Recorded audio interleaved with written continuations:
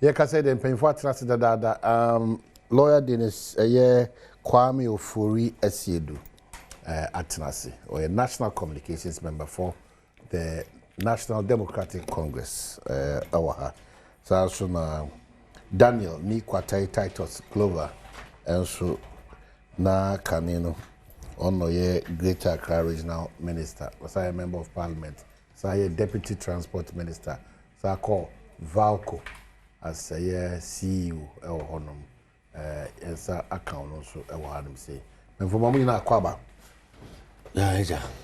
lawyer what buying the waso okay bibia kama na me Adom bibia akoso senia Ghana for any daso se bekoso ni se dodo na wo ho a omo de omo mo se enkroma nti akokosa se enkrampo enyomo fe beta enyomo ne yehwe ne a Ghana for dodo na nyamo mfaso ne Ghana for na omo animu sene omo hu adwuma ne fa ne mfaso omo derive fi amamu animu eno na yehwe nti wo kan bibia boma bibia akoso fine na me fa kwanya na me ma otumfo yako na me ma santima nyina so yako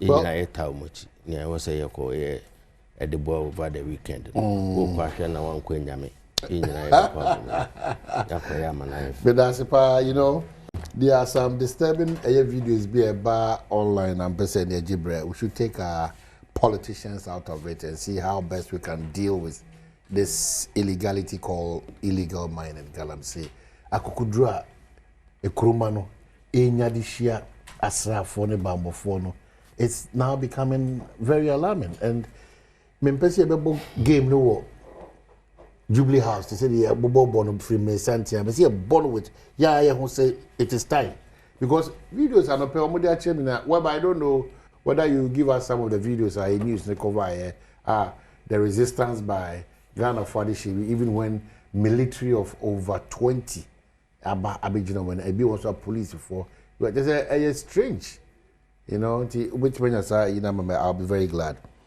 if fun na sa kokudru a free base mu amutu for magudi a enye ne kwan so enye police fu asrafo na aba e chese baby edu no we cannot contain it again you know they are demonstrating say omo akukudura omo the police esuja for the share it Mr. this conversation and no other mekan we did it when we said my presidency is online.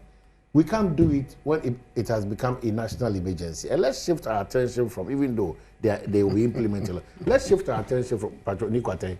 Let's be nationalistic here. So let's shift our attention from small house for the Jubilee House.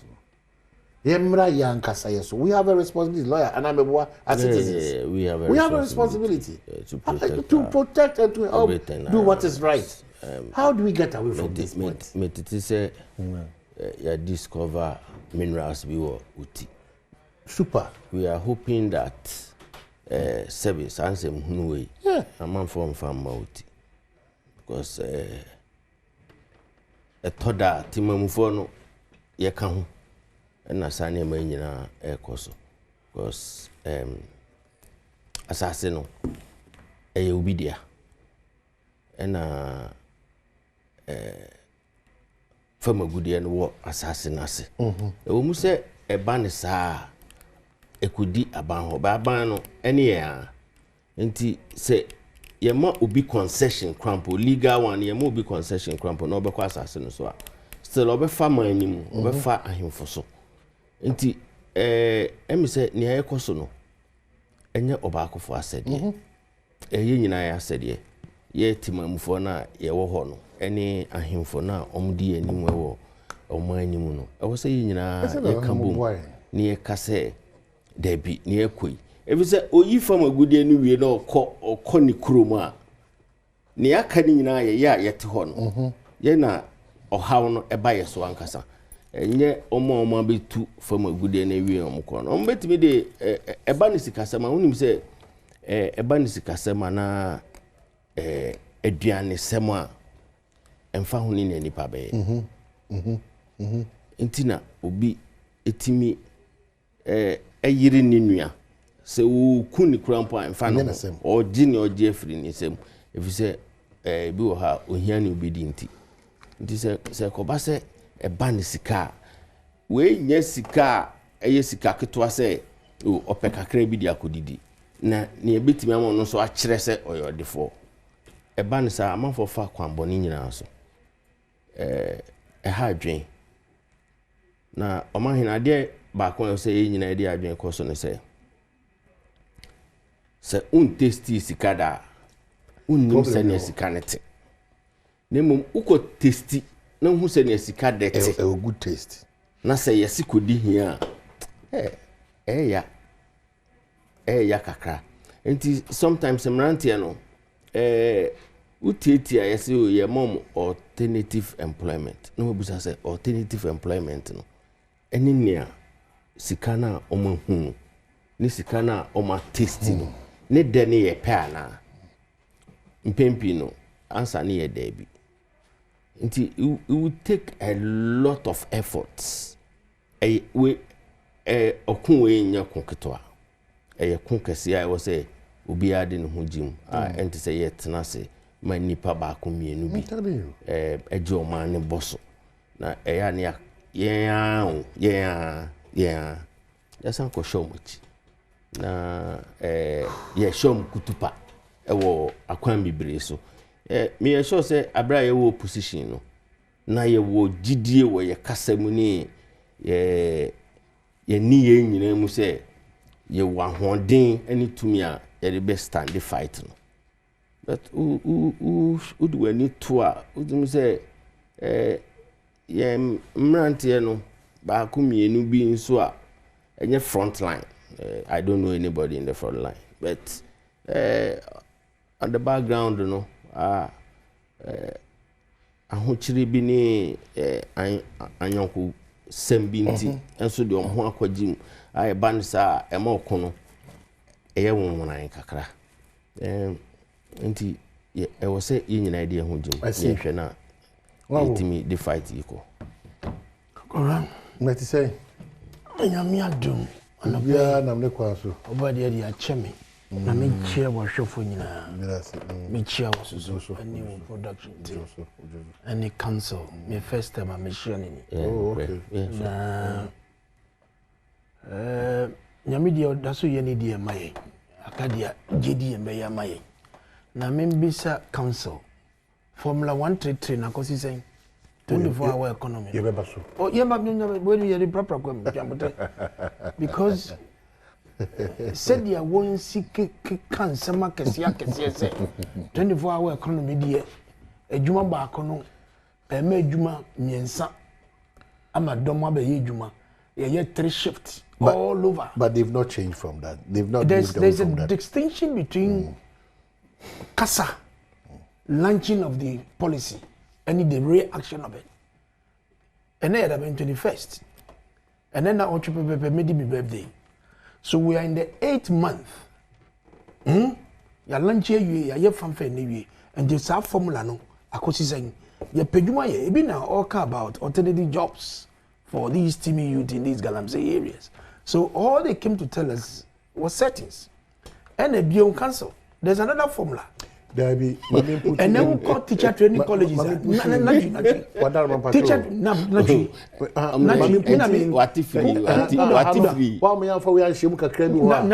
the 133 no. There's serious conversation going. In fact, we Jefanko, they be Adameka. Debbie Sankomodino, a buying any year was Sankomodina, or say, a bit me and 247 with certain support. And you was a Namika. Me come buying us Formula 133 is using us. Okay, Mati. Momo used to getting into policies. yeah, munya hunshi ni and once more TSC, Mtimoko and Makopim. Now, what is one for the Fasoban numbers? We created over 120 different factories. We're working and people were there.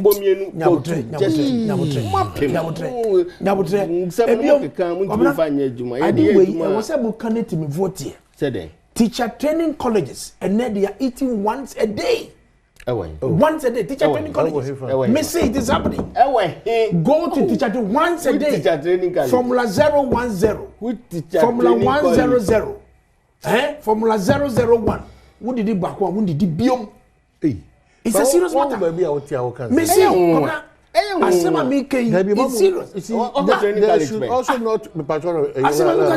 There should also not be the attempt, and I'm seeing that attempt gradually rearing its head up by the New Patriotic Party to throw dust or mud at every opportunity that they are given. I'll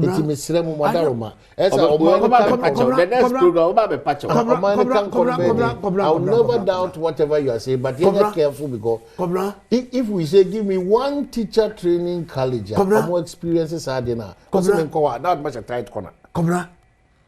Minkasa munsuma munkrofo no munko bisa se there are so many teacher training colleges there are so many teacher training colleges Wesley College me say one kasa me say there are so many teacher training official training once Adom training college mama mujuma kona ko never blame we see the galam say na komrei me say o council say dey enyo bakufo adwuma ene bakufo adwuma oh and ebi na wo opposition wo tu nyum wo sakpelejo wo ni pelejo wo ba mikro mo tema afache bi ayedi ye fe ni pelejo na sami je fi ko press conference wo so na no okudeto say dey ko enim biem o jaba ko enim e wo se ye kan because the same from na use whether the use of soldiers police to ward off these characters ye the machines ba se mun fi so num na mun use the machines in your family use of drones water guards is the same formula they are using. It's the same formula at the time when I say look adwuma yi enyo ba ko for adwuma ye nyanya yen kambom ni yen fa kwan be fa so what did you say? You did say mun crofo ene we see soldier for no bo no our time when the soldiers are playing they run and no mun what to never face off. See what? Our time they scare. And then this is for some party about power. Your mama was not the president. And yes, you are ready. So that's why they are fighting them. And I be sure I can share bulletproof. Nipa was so stress castle. I was a millionaires fund. Or necessarily what done in the room.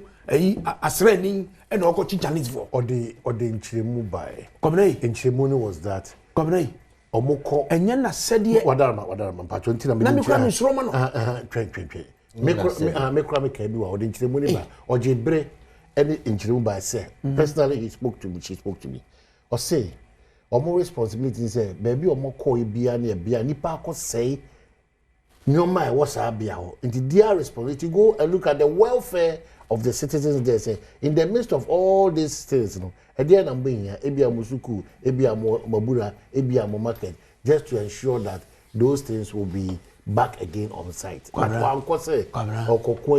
tell this to the Marines. You tell this to the Marines because please we get nabutre.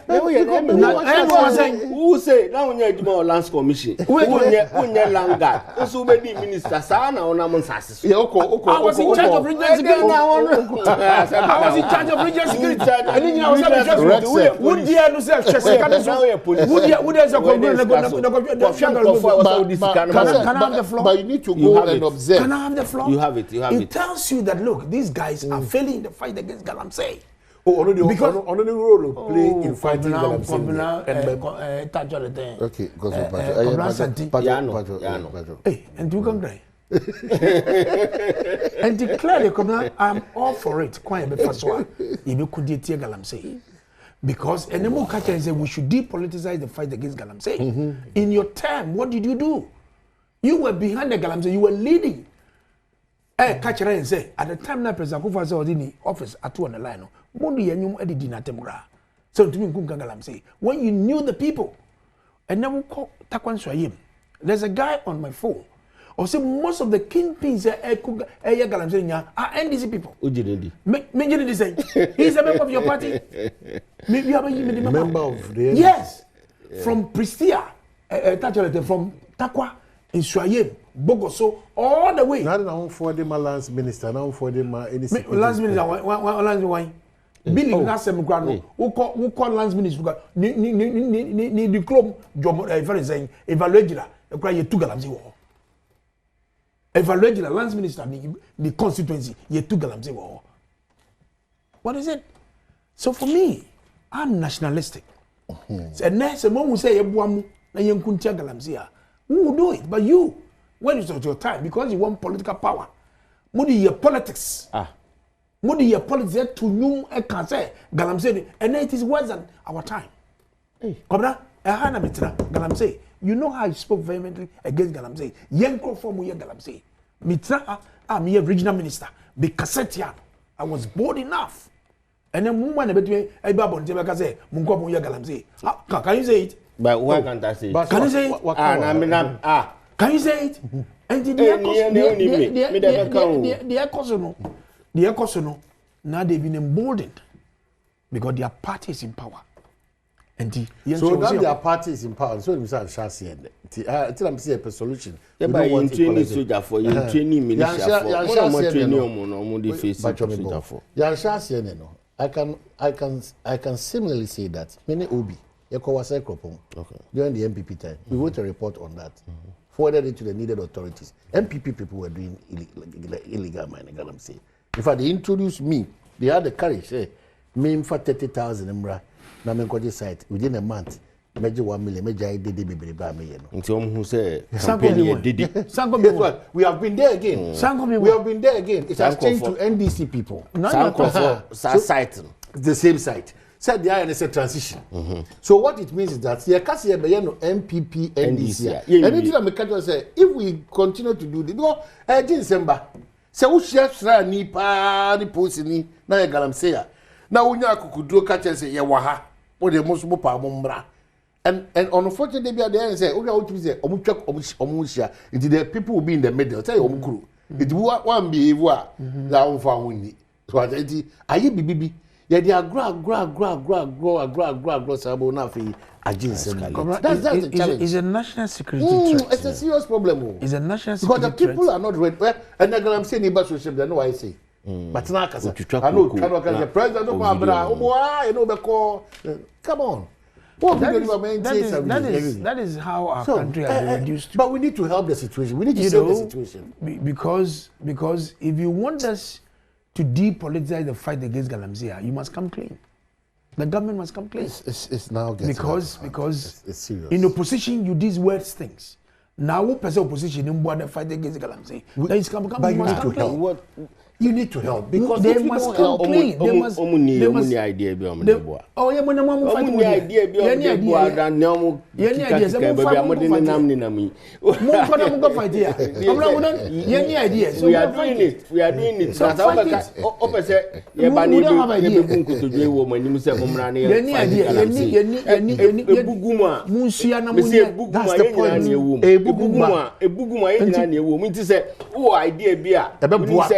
papa na why wadwen say debi na why wadwen say umfa ma je say ye bebu we wo buy na ye de buy mo na manfa mo de say mo ye manpam ye tumufo amunti we are ready mutu ye for ye enti no mo mra na mo nka say ye kanya ye no ko ni ye ka ba fita no ba afie je ke ba mo de ba ye de be ye manpam wo say ye manpam me say mo ti aban mu no na maso asisi enti mo nya enti no tumufo amunti ye ntisa mo idea bi am famra ye de be ye tuma me say mo famra ye be ye mo idea bi go investigate yami any abanga because they are doing Galamsey but now you are stretching. He said so you use the same Galamsey people in your politics. They fought for you, they gave you money, they gave you the votes, and then Musa can't to minuzu mu party omo yami say mo go fight omo but I don't say you ko enyo mu din komana me say or say Galamsey for no, it was all over on social media. Say Galamsey for now you move to say deal with you know. No move NDC the power. So now you are fighting the people. Go and do it. galamsey. A small scale miners. Okay, so quickly, then we'll wrap up with two. The police has given us an assurance. And then now we'll be up so cancer Quacotiana. Oh, Debbie. No, cancel back on his own mampa. This is another first bro about Bacarasibo. So assurance by the police. And Rana Mitier Obi and Nanabi. And the numerous Sumia Namiti set in the Chinamisha IGP.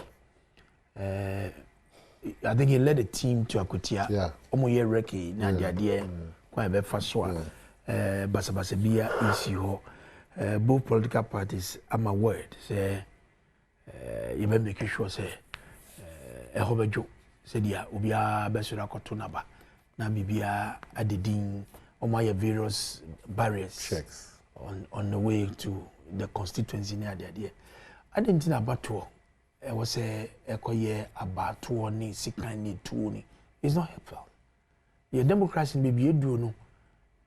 There are people, the other countries are. Ghana is becoming a benchmark. Actually, your democracy now, and the name of says that's a cost a T, your scorecard no so na the idea. And the yenina yebwa say. NS ya kumi ene bibi owo bia no nyame emfa ni si yi emfa maye, but I can assure my brother that the seat is a seat, and the kwambia yesu be a campaign the ditime mfo no be kasa na yensanka seat ni be already they are controlling parliament. There's nothing doubt about that, but that seat ni they will need to retain it back na yemfa nhye yenya no nyunyam se edwuma na o sha se o de sum akwati aman no na assumedu abeto so e de aman. So let's go there devoid of any intimidation, any fights. Obi anya the clean campaign yen conform. At the end of the day, no, the people are continuing to be kasa. Now, can we trust any patriotic party in terms of say among BBB are on toward and I can give you my word. I can give you my word. But the question here is that the police need to be fair. Because of their course so recently, we should say ye book Chris Lloyd, ye book our single form. Na police for no abuba house bobayno. Look at how they were treated. And it is a police for no 5,000 amoduko. Bo cause them would show off, or what is that going to do? You need to be firm and make sure ubi biara obe breaching mrano. You didn't be decided here. MPP NDC. So I can give you my word. So we'll make sure we'll conform and we'll not do anything untoward to destroy the peace of the elections. But the police must be fair and do what is right. And when I'm sure IGP also my chinko for is it 8? 8. Are they arranging them for court? This is some of the assurances are now you sure say because so who proud be who be no so no proud and man wo lawyer the TA me suano akakra is on na ya making sure say you are sanitizing na bibio akoso kama. So IGP akasa ye tie no ba ye de ani hwe no wo just say bibia bekoso kama amobia anya ne hunti ase. So trust the MPP. Kama unso me the pass will be say can the new patriotic party be trusted? Yeah. So most of the time no kaso hwe benkuma so odon ho a say o hwe benkum na wiya wani hwe nifa because obetima e bibia wani nifa na by election kra nka obi bebusa say ehun fa so kra ne de because o hwe parliament a yewo ene ya omo jitum say omo ye mini micro small solid minority solid most of the time omo prefer say omo be dwane by walking out than sitting there watching. Enti nanka ni papa mu a nkente so omo kokra ana yenso no senior sofo bi beka abroso to the point anka ehun hia mpo say ye benya bi aka ho nenso by election there ne botai ne edikan ne say e wo se enkrofo na ene o ma hwere omo MP no omo nya representation ai na ye akotia million skumi nyame fa ne currency e so omo nya replacement for no enu achi no e wo se parties no e dey test grounds no hwe say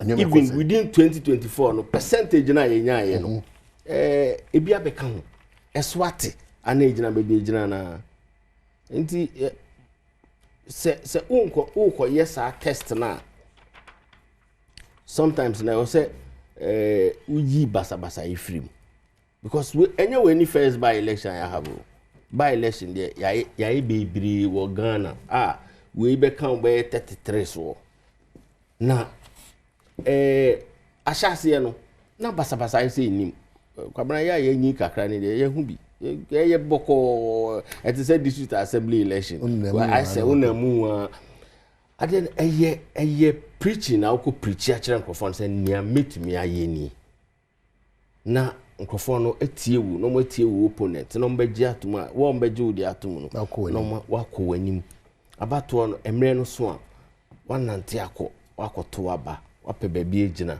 upese ukoda wakoda mre so a wasori aba wabehwe ne eko nanso mpempi no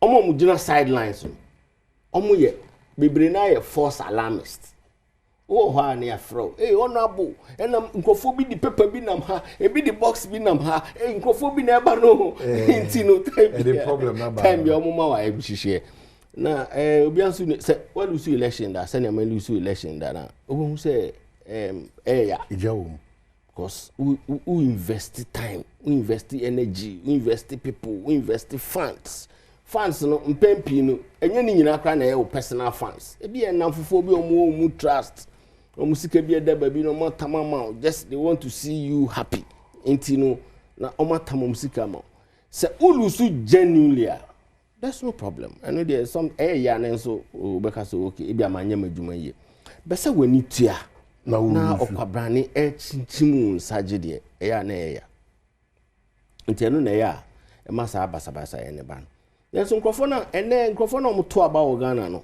omani da ho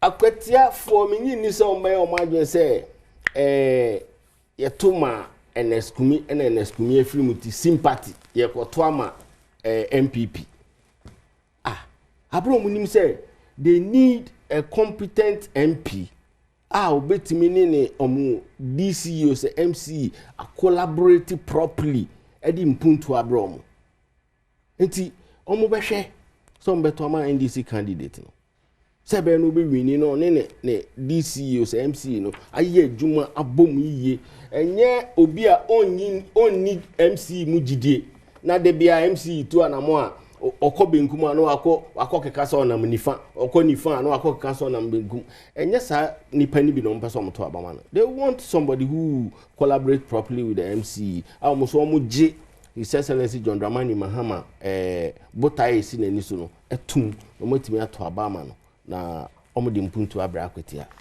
na ye de as a party de ye ko no nse time bia ye ka say ye ko election a ye butai ni say ye bidi nkonim ene no nsunti no ye focus ewo abato no so ye focus most of the time ewo abato no so enti nkrofo abi se ne be ya nkrofo be pie ye strategy ni nyina wo se be ya nkrofo be pie aba abonten abeto aba no mbeto aba no so mbeto aba ma NDC eno ne focus and also does not take away the fact that because we don't trust them we are always vigilant enti na ya menu ankuma na ka se ye de ye nkoye wu ye de ye nkokase basa ye mra na mum ukoye care ye be ye keke wanye care ayese mpeni asamo mkato no kukuru bi ani ho a keke bia nso ni ho enti se moda mo ba na mo ni musa mba wini aba na mo nya mo campaign 2nd September kwabra na mi birthday said na me ka kire sada na nyame be ya Adom na odi bebre ya sanka ho menyi kameraman enti sada ne birthday me birthday so no be to aba enti me gi disa akwetiafo be ma celebrate birthday ne ama mani age me nuanom kwa omo kwa clean campaign omo ye campaign wie so a omo hwe se omo krofo na omo kọ na omo wo ho ne omo fi abonte akọ no nyina obi akọ a obe conduct ne ho ye na ye koma police for any problems unu say police for crowd en komo ba abato bia omo adwuma ne se omo hwe se prepare be koso this a wukọ no wanko ye gidigidi a police ni oni adwuma bi aye se electoral commission ye na adwuma ye MPP agents ye omo adwuma ye NDC agents ye omo adwuma ye independent observers ye omo adwuma ye timamufo omkoto aba anso ye omo adwuma ye police eni adwuma bi aye gise ye ne e be show ama omo adwuma enom so mo assure say yes say ye ma omo adwuma omo adwuma no be no omo adwuma no enye say wo ye NDC na MPP ni nti uma na adwuma obe krokro adwuma na duru ba bia wo so mo use minimum force nti nko show mo use sa minimum force no on the day na adwuma no nti mi koso na ono obi wini no me gi say ye NDC candidate no on wini fefefe ni nyina yenko so ani na yenhwe say yenya MPs papa na si say na se kwabra obi tiga na mam ha na wanyi se ne amenyi na okai MPs bi ti se Dr. Kwabena JH Osu JH Mensa JH Osu champon baku ya no fi kofodua yi muni pe yo Hackman Osu Ajima na baku no class a o so patia bi so self na minister or lawyer ya berma ene nana odi nana Kufado no when he was MP he was good but as president there's no be any so a disaster and they don't take it away from him. When he was good, he was good. He's better than John. When he was good, he was good. When he was bad, he was very bad. He's better than John. None of our presidents a disaster. Manado was a disaster. No, question who bizarre you. No, when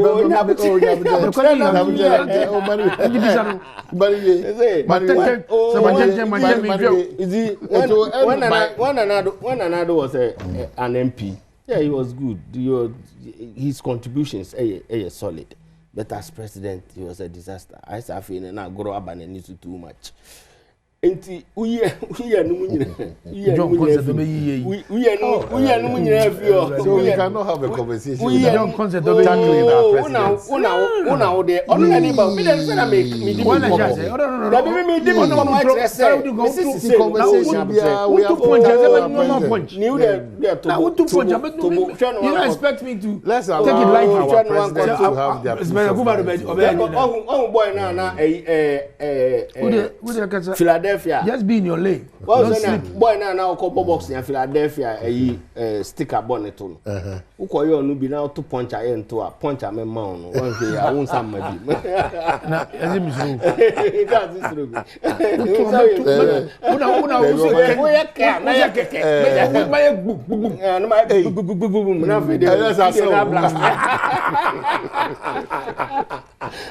so can we trust the NDC when it comes to you can trust them. Can we trust them? You can trust us. You people. Yeah, at all times. Una opa upia bisa akola onto abada bisa say NDC MPP. Who can you trust? Obebo pa NDC. Trust no honewo. Trust ne dey ye honewo. Ye konko ye fa violent activity bi anko. Ne mum yesi ya da ye ho so because ya tena ho ya tena se e wo Ghana ha ama yeku nkrofo 8 saukai e wo election enye ne ya nchi obia ya nye probu bia ya tena ha ama ya boye MP asum commission ye recommendation ansiaga but ye nanse ya enra IDP so much nkrofo 8 abra omo nipa omo krampo omo declare say abato no ye njina some ka omo declare say omo nko and they didn't go. They didn't go out. How I come see the pepper spray go ahead then? Well, Who take the position of the party? The position of the party. There's no party. Now maybe NDC. Okay, maybe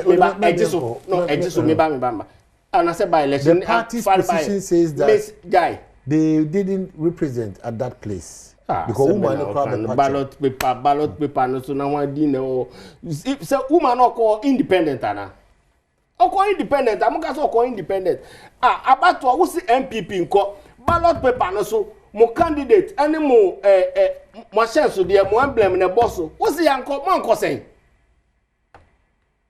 Man ko sen. Ye ga see yanko ajesu hu NDC bibi o ballot paper no so. Hu NDC ni bi o ho. Hu NDC ni bi o because ye see yanko. Na ya shemra say yanko na ye candidate say me ko. Na eduru so a party mpenfo. Lloyd na ono gira han ka se ye bo no. Lloyd no na otinifi. Mo se mo nko afi Lloyd ko ye den o. So ko ho. Na che say ye tufu ofie wantie na wo de atutu asem ne patapa asem akopie ba bia party say mo nko e na wo wakọ. Na wo de kokromoti ko yi a ende.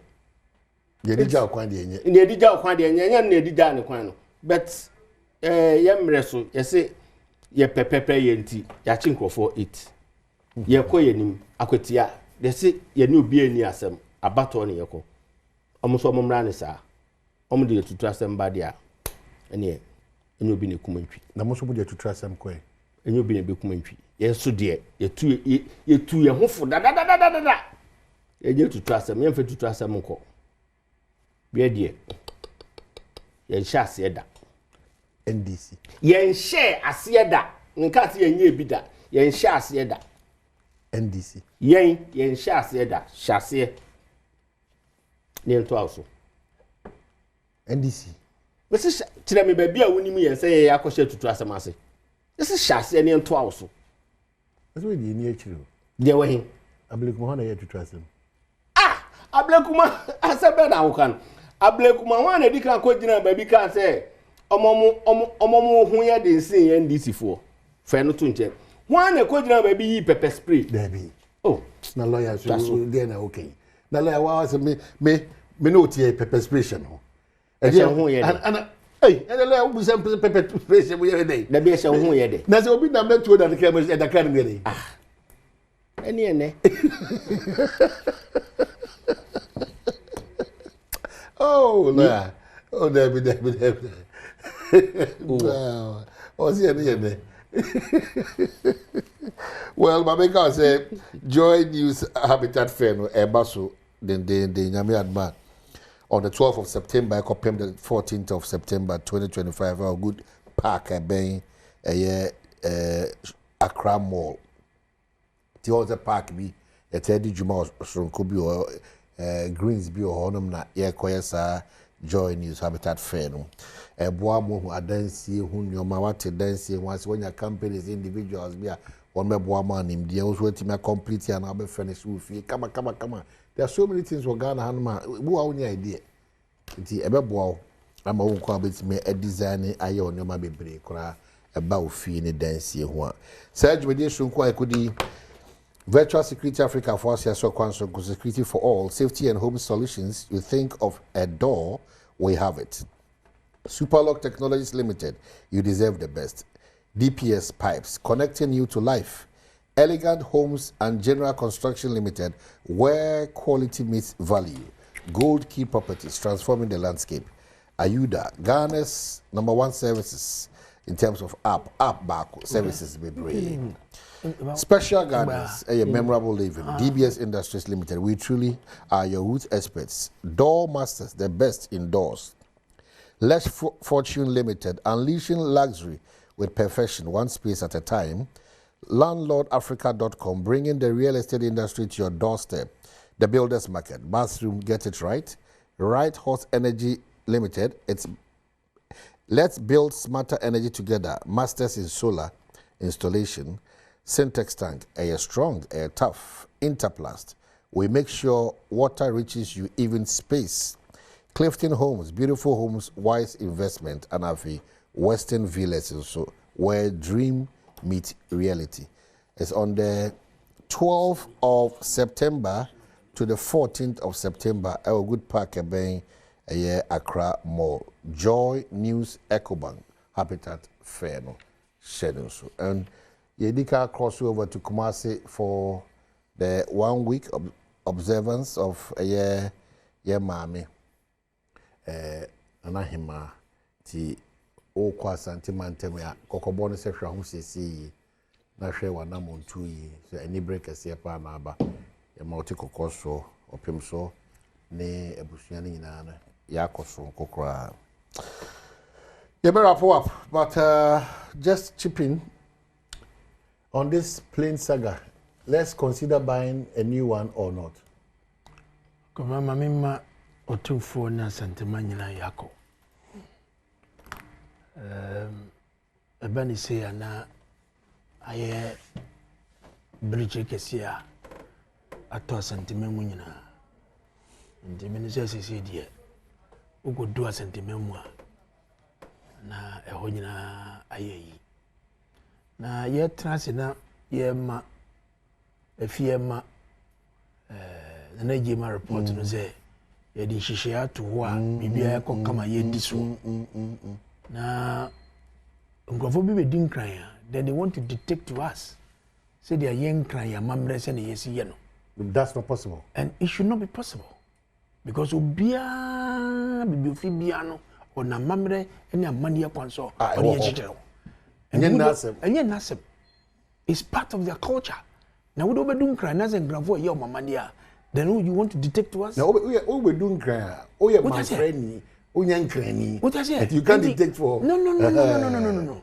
And yem from when she had ye. Yenina, you have baby, and your bankra. And you do baby and cram for so ye dear mamre, and your money dear say, send ye yenwa, what just ye, no idea maninti, where you the film. Now, what's the man of Bizabino? Hey, what's it like? Where if he? Presidential jet. Presidential plane. No. I don't want to sound like I'm against the president. Now, any individual no what office no any year. You are sharing office because we share the history of presidential data. And shall say free baby. And said the do president first war. Now me tie Sefa Kain. Or say there was a time President Kufuor echo UN conference. And a Togo president catch the zero. Oko the commercial flight na koi. And a okache papa say, so per woman live to we see one cry. And a papa can say, oh, cleverly or go should be London. And compassing clever will be to avoid that disgrace. And you say, now we share your backwasum any dear President Kufuor order ya President Mills ever 2 years or you su ye no. Okujeto amayati asese a lifespan of about 30 years. So you see why almost close to about 17, 16, 17, I don't know. I'm not so sure about the age of the aircraft. And at the point in time, as a person using a car for maintenance, you are compelled to use other means. And as a president, dear, who took one that will call baby inconveniences, safety, and security is so paramount. Okuja to say scanner, nanado edi full plane no, is so expensive. And how politics to criticize President Kufuor. Now, Papa Nekan has said, Ghanaian seems to know the cost of everything, but not the value of everything. And the politics. And the next, President Mama called Japan because of the Okujote year in Osuro. There be Nkasa. Enya factor kra. Nkasa. Oh, Mama Nkasa. No we dey. And you also could do 22 hours. Or you transit for 22 hours. And no spokesperson Eka say 12. Now your financial team say or your man paying into my unity said Minu I could do we can discuss the details of maybe your continent security but men just said they were so normal the president it was to Dubai baby to draw attention was about 12 hours after that no do machine make crime can be many obi say 22 or 20 hours I say 12 hours. And then again, the president, knowing very well, said, your representative, so you don't expect the president to be at the airport. Then he was given the needed attention and comfort. Felix will know this PR thing. He's not helping you. This is PR. Okay, is PR not better than lies? This is PR. No, it's PR not better than lies. Come now, omo pamungoto. Yan kan ni hwe ebeka. Opa mongoto, opa monto. So kati cost. Ope a commercial flight. And don't for commercial flights, you know. On for good Jumano, or qua Ghana, and Jumano or Yamae. I have nothing to say. I will not sit here to say, Uncle Talk, touch on the new aircrafts for the president. I will say it. Minka. Say it, why Canada? Minka. You will not push us to go and buy presidential jet. Then you want to catch him say, Zuni, a baby, and I was a so called. I was saying, speak or baby. Will not say anything. You are governing. You have the executive power. You control parliament. You have everything. Full commercial flight. Patriotic citizen do have it in Canada. Come on in, America. Ubeta talk unta. They control the press. Come on, say, baby, I'm doing here. Say, what I say? Wait, I know my papa. What would you say? I will not sit there and say, don't go to presidential yet. Say, no, I won't say it.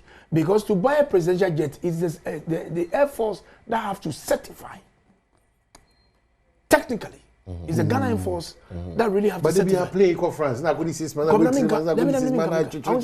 And no, I quite a catcher say, a more detective. Say a winach, baby, a winach. I won't say it.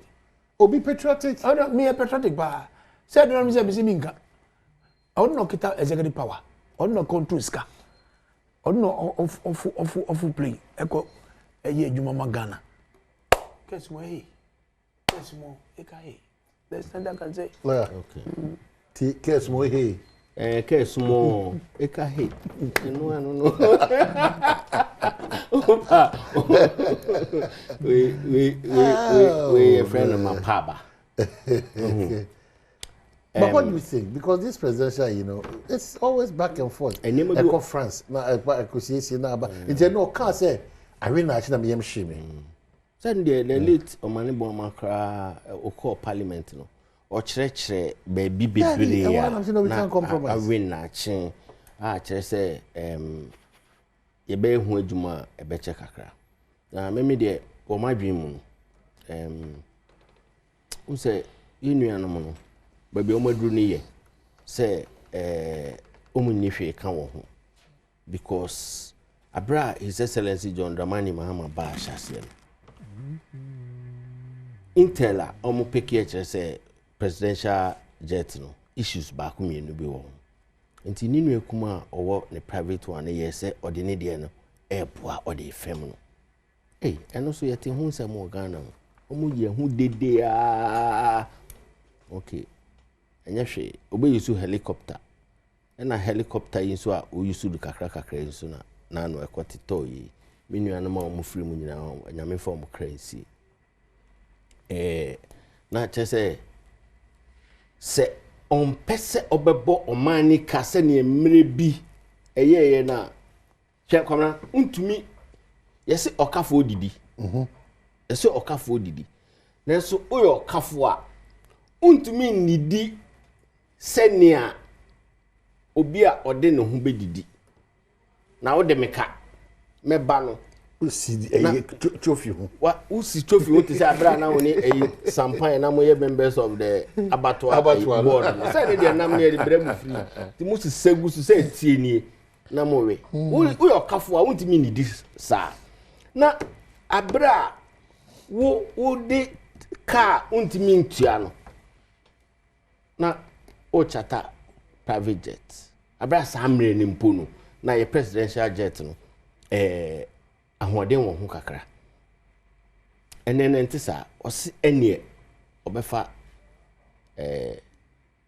public one na oni nyina tukwan at least we mu so unum sanchiche mu kakra nti do oni nyina na timu no obenya ne comfort kakra just say mre na odi be tukwan ni se ne wo se okono hwihwi no onya ne sa but emra so say his excellency ne aban no timi de omo na esifam na yehwe ne enya papa preko na bo man no but no am crab raise you as person we president anima wa break enti no ade no enya ono ede amene o kasa yi ye twa afi o nti ache pa mfie miansa no wadi ni de awie nti so o konso anfanko ye nyina ye de nti se o to presidential jet nye presidential jet o to ama ne ho ne momo o to ama oman no na abo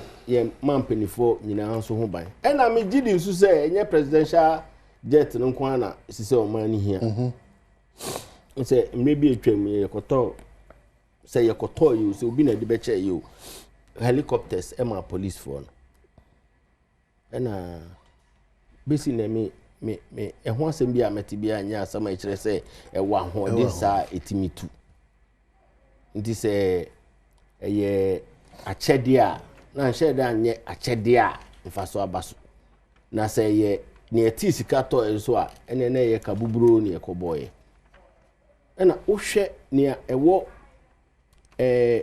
asrafo ne ho no so a ne esi yi man nyina ehu boye kakra kwamna na me experience bi a me duru ba bi a meka me se mre bi me kofa asrafo plane no e de ko tamale na no kwampo de enye plane na kasa no nipa na omode ye ko no se do mo ye technicians so mo ye pilots so mo ye soldier fo afeni e kire mo adwuma no na me so me ko tena ni mpe no mo abegina se home front cockpit o se de na wesi we ye we wesi o da bi anya no ye we na wesi da bi anya no ye we na ni nyina na plane ni na runway no so boko na ba ko se we na wo so ke hu de ye na we anya no ye be no o press ade no pa me kuma tu ya ansa na ade na nkasa nkrai ko na mimi ni se place de ebe ko agodane no ha ba akoy ade pima ade na ko be 50 minutes or so from Accra to Tamale me kuma na nja border se ehu na me di timu sa na yede kosie na me tu me hofo so ho de me mfa ho bi because ho na nkasa kra wo kofa we di kan sign say isi enye obi na ye wo na abefuru na si so what I say enti no ye mpe papa prepo sere be ye no na soja fo na nkasa ekofura omukaza na omukuma atomu ye na yenso timamufo na be opportunity akozo obo shodi na bio ofri tabale je bi si ye o ba do be fe ye na yo o kasa so kobla se bi na bio hey ewususu wafu be mienu miansa bi obetimi a kire difference we no ho be yira wo sa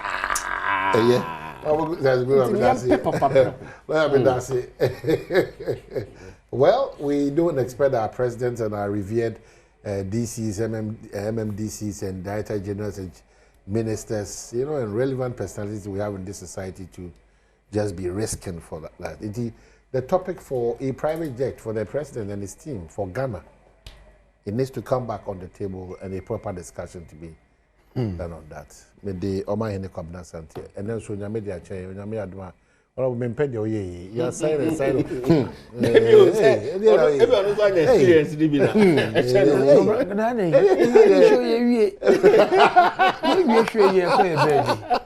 Person just want to provoke the discussion. Also, Okoto, obviously, the coin.